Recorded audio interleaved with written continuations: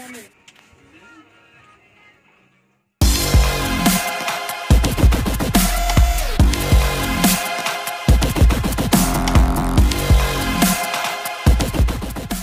guys, once again, this is Ken of Indurider. Yung topic natin ngayon guys is paano ba magtanggal ng pintura sa plastic o sa kaha ng motor gamit ng strip soil. So yung video na to guys is tuturuan ko kayo kung paano yung tamang paggamit ng strip soil sa pagtatanggal ng pintura sa plastic. So tara, simulan na natin.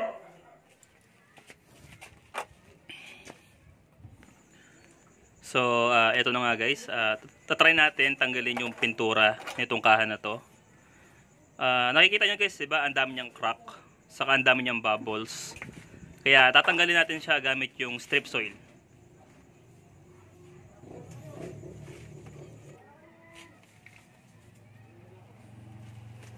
So sa video natin na to guys, itatry natin siyang subukan na gamitan ng spatula.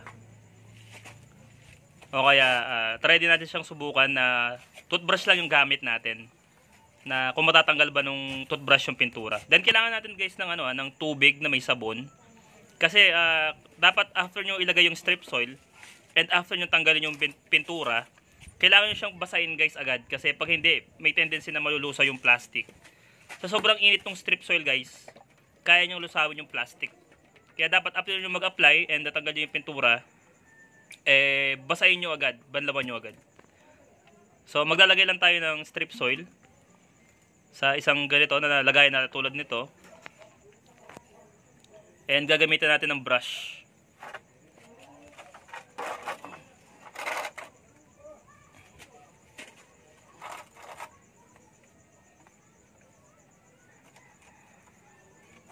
So papahiran nyo lang siya ng strip soil guys .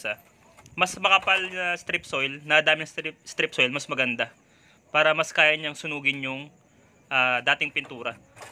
Pag manipis lang kasi yung nilagay nyo guys, may tendency na na hindi lahat ng pintura matatanggal niya. Kaya maglagay tayo ng marami.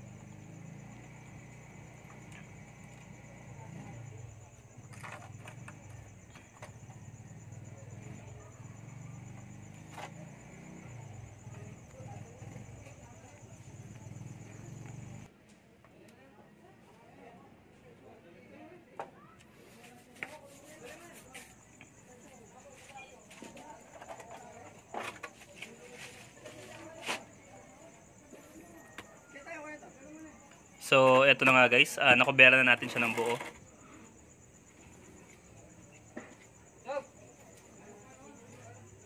Yan, makikita nyo dito sa video guys, yung pintura, medyo gumagalaw-galaw na siya, ayan. So, yung kahit sa paint brush lang guys, natutulak na yung dating pintura. Ayan, pwede siya itulak. Yan, natatanggal siya guys, natatanggal.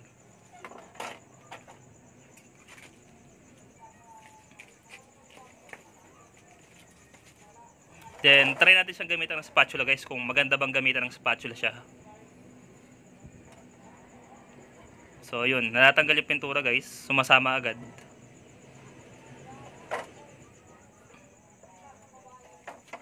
Yan, natatanggal siya guys.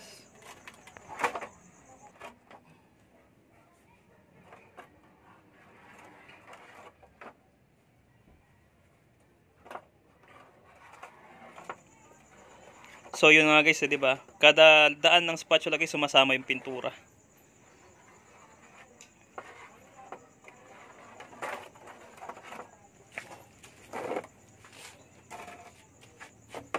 Basta yun nga guys after nyo siyang tanggalan ng pintura sa kanang strip soil guys, sabunan nyo agad. Kasi pag hindi guys, pwedeng malusaw yung plastic natin. Masisira, madideform. Pakakuskus nyo lang yung gilid sa mga sulok-sulok guys, para hindi masira yung kaha natin.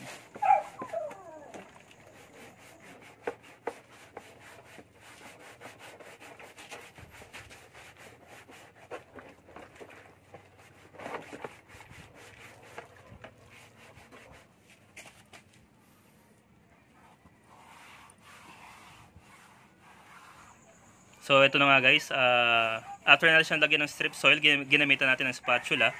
Natanggal naman yung mga pintura guys, pero may mga natira pa rin.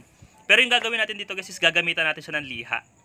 Yung mga natitirang pintura guys, gagamitan natin ng liha. So ito guys, kita nyo, di ba? Nagka-crack siya, may mga bubbles, ang kapal ng pintura. Pero dito guys, natanggal na yung pintura. So yung mga natanggal na pintura guys, gagamitan lang natin ng ano, ng liha to, liha.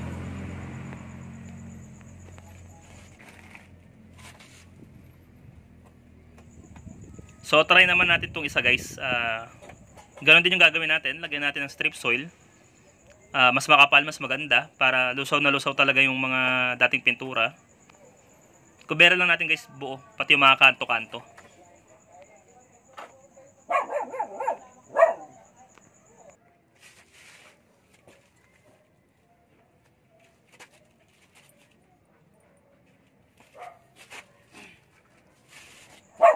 So itong kabilang kaha guys itatry natin na yung pintura or yung natanggal na pintura gamit ang strip soil guys is itutulak natin gamit lang ang toothbrush.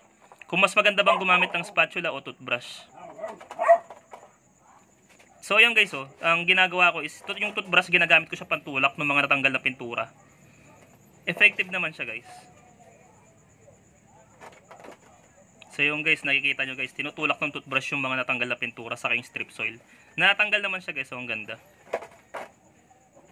Dito talaga guys sa toothbrush talagang swabe yung pagkakatanggal ng pintura. Hindi kagaya dun sa spatula na parang may naiiwan. Dito guys tanggal talaga siya, tignan nyo. Pagdaan ng toothbrush guys sumasama yung pintura. Ayan, kitang kita guys tanggal yung pintura. So ganun lang guys, itutulak natin ng toothbrush yung mga pintura na natanggal. And then after nun guys, babasain natin siya para hindi malusaw yung plastic natin.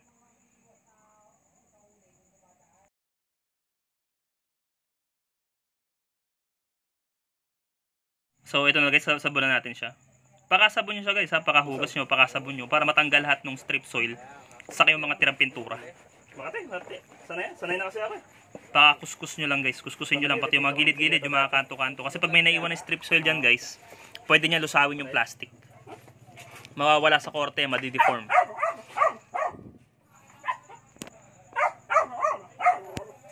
So ito na nga guys, ito na yung mga kaha na tinanggalan natin ng pintura.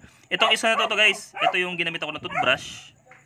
Napakaganda ng pagkakatanggal ng pintura. Itong isa naman yung spatula.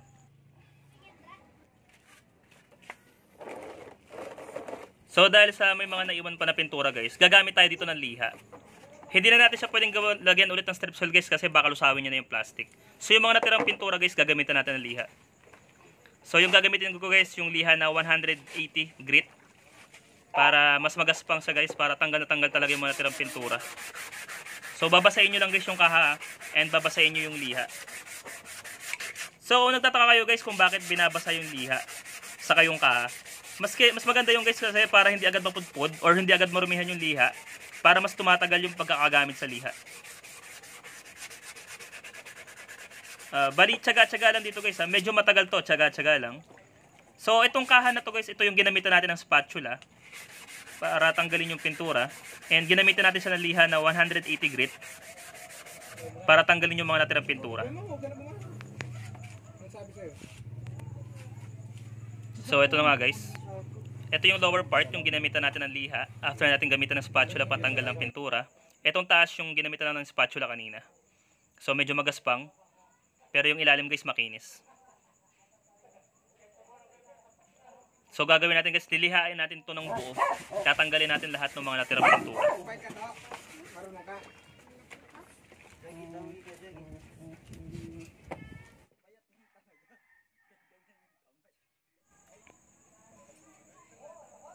So ito na guys, ito yung kaha na ginamitan natin ng spatula para matanggal yung mga pintura.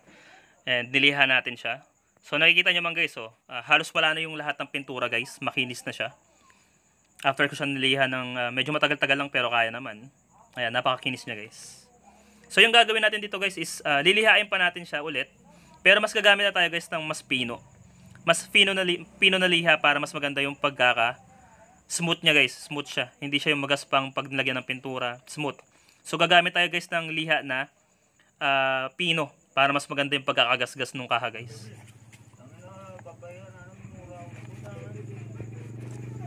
So ngayon naman guys, gagamit tayo ng liha na 240 grit. Mas pino siya dun sa kaninang ginagamit natin na 180. Yung 180 guys, ginamit ko lang yun para matanggal yung mga tirang pintura. Itong 240 naman guys, para kuminis siya. mabawasan ng konti yung mga nagasgas ng 180 grit. So lilihain lang natin guys, gagawin dati. Babasahin yung kaha, then babasahin yung liha para hindi agad maubos yung liha. Then after ko siyang lihain guys, gamit ang 240. Gagamit naman tayo ng liha na 600 grit. So ito naman guys, talagang pampasmooth na to guys, para talagang napakaganda ng kaha natin after nating lihain ng 180, 240. And yung huling gagamitin natin is yung 600 para mas maganda yung gasgas niya guys, mas makinis. Para pag pininturahan natin siya guys, is na maganda yung pintura. May malengke ka ba?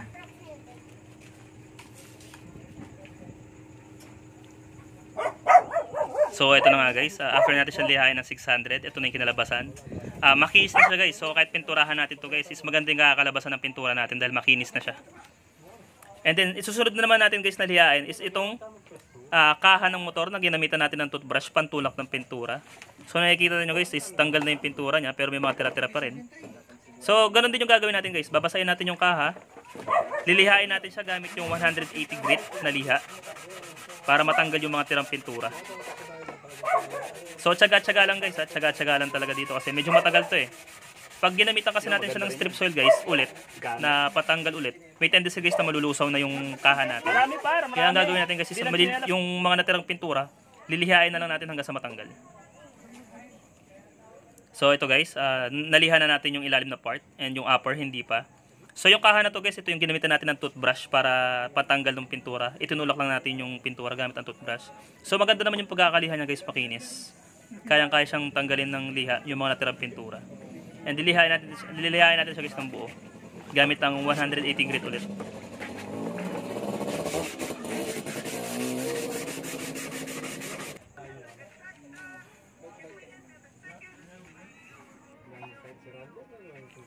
So ito na nga guys, nalihan na natin siya guys gamit ang 180 grit. Okay naman yung kinalabasan guys, smooth naman siya. Although may mga natitira pang pintura, pero okay lang yan guys, matatakpan ng bagong pintura yan pag in-sprayan na natin. Pero kita nyo naman maganda. Pero kikiskisin pa rin natin to guys ng, ng 240 saka 600 para mas lalo pang kuminis yung kaha natin. So lilihain ko na siya guys gamit ang 240 grit na liha.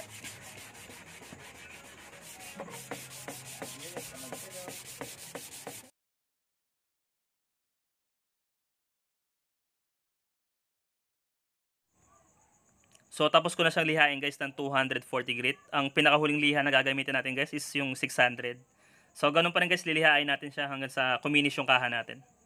Para kapag pininturahan natin guys is maganda yung pagkakapintura niya. Isa bang pangan pare?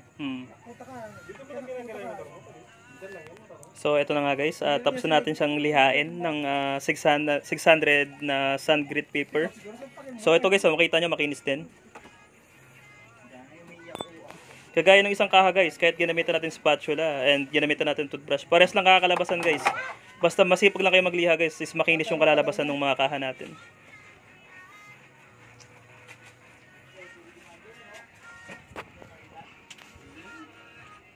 So yun na nga guys, ganun ang paraan ng pagtanggal ng pintura ng motor sa plastic or sa kaha ng motor. Kung makikita nyo sa video guys, is gumamit ako ng dalawang paraan. Ginamit ako siya ng spatula after ko i-apply yung strip soil, and ginamitan ko rin ng toothbrush yung isa. Doon sa dalawa guys, mas maganda siguro kung gagamitin nyo yung toothbrush para pantulak ng pintura kasi mas madali siyang natatanggal. Mas konti yung naiiwan na pintura. And after nyo siyang lagyan ng strip soil guys and after nyo siyang matanggal yung mga pintura, is hugasan nyo siya agad. Hugasan nyo. Kasi may tendency guys talaga na masisira yung kaha. Kasi mainit yung strip soil guys eh. Sobrang init niya guys, kaya nyo usawin yung plastic. Kapag yung strip soil is nagtagal doon sa may plastic or sa kaha ng motor, maluluso siya guys or ninipis siya. Kaya payo ko guys is after nyo lang ilagay yung strip soil, after nyo tanggalin yung pintura, is hugasan nyo agad, pakahugas nyo na walang matitirang strip soil doon sa kaha. Kasi kung hindi guys is madideform or mawawala sa korte yung kaha natin or yung plastic. So dun sa video guys is makikita nyo guys na iba-iba yung ginagamit kong liha. Kailangan nyo guys kasi para matanggal agad yung pintura, gagamit tayo ng magaspang. And pag wala na yung pintura guys is gagamit naman tayo ng mga pino na liha para smooth yung kaha natin kapag pipinturahan na natin. So, yun na guys. Kung may natutunan kayo sa video ko, supportahan niyo po ako. Like, share, and subscribe. Once again, this is Ken of Injo Rider. Ride safe.